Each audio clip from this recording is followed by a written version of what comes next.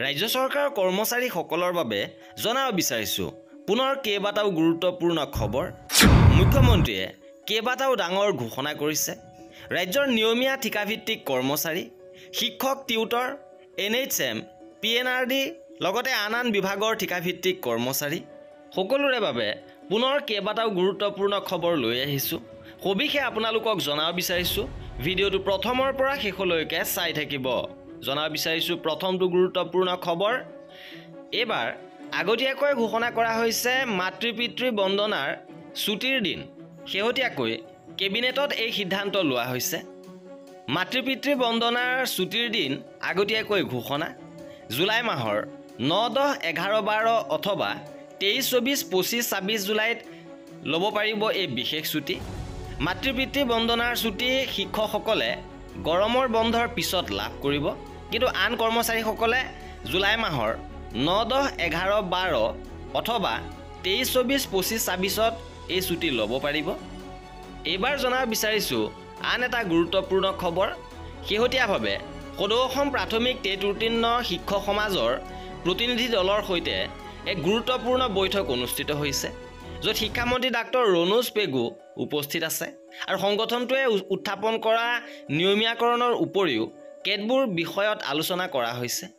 আলোচনা অনুসৰি 10 বছৰ সম্পূৰ্ণ কৰা শিক্ষকসকলক টাইম স্কেল প্ৰদান, মুখ্যমন্ত্ৰী লোকসেৱক আৰোগ্য যোজনাৰ সুবিধা প্ৰদান, আপোন ঘৰ আপোন বাহনৰ ঋণৰ সুবিধা প্ৰদান, শূন্য ব্যয় বীমাৰ সুবিধা প্ৰদান, আৰ্জিত ছুটিৰ দৰমহা, গ্ৰেচুইটি প্ৰদান ইত্যাদি বিষয়ত আলোচনা কৰে শিক্ষামন্ত্ৰী ডক্টৰ ৰণোজ পেগুৱে। আৰু অনাগত দিনত এই সমস্যাবোৰৰ সমাধান হৈ উঠিব বুলি আশা কৰা হৈছে। ইপিনে 17 নৱেম্বৰত লোকেল হলিডে ঘোষণা কৰা হৈছে। আৰু ৰাস মহোৎসৱৰ পৰিপ্ৰেক্ষিতত নলবাৰী জিলা প্ৰশাসনৰ ফালৰ পৰা এই নিৰ্দেশনা দিয়া হৈছে।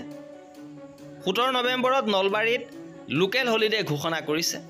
ইপিনে শিক্ষক পদলৈ উন্নীত কৰাৰ দাবীত টিউটৰ শিক্ষকৰ উত্তাল প্ৰতিবাদ। শিক্ষক পদলৈ উন্নীত কৰাৰ দাবীত সদৌ অসম প্ৰাদেশিকৃত মধ্য ইংৰাজী নিম্ন প্ৰাথমিক শিক্ষক টিউটৰ সংস্থাই প্ৰতিবাদ কৰিছে চচলত। টিউটৰ শিক্ষক সন্থাই ধাৰাবাহিকভাৱে অৱস্থান ধৰ্মঘট আৰম্ভ কৰিছে।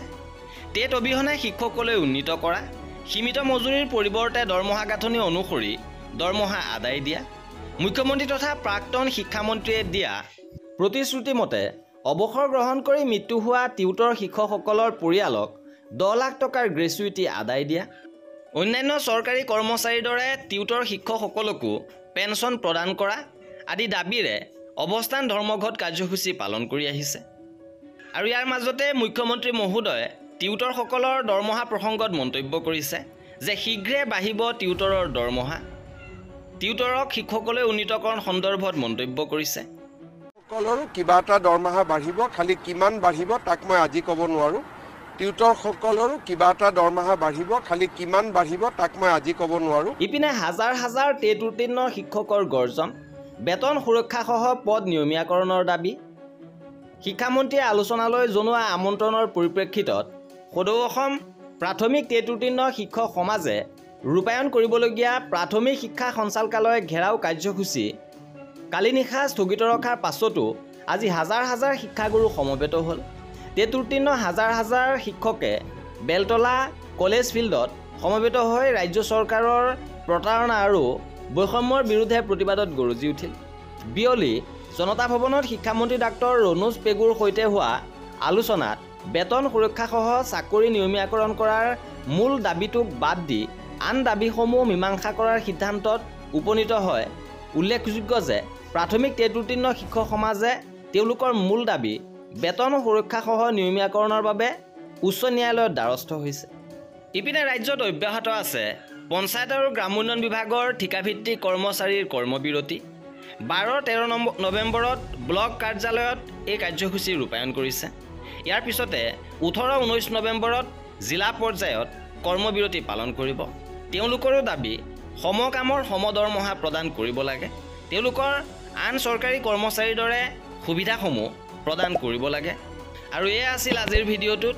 কৰ্মচাৰীসকলৰ প্ৰতিটো খবৰ পাই থাকিবৰ বাবে আমাৰ চেনেলটো ছাবস্ক্ৰাইব কৰি ৰাখিব। ভিডিঅ'টো শেষৰলৈকে চোৱাৰ বাবে বহুত ধন্যবাদ।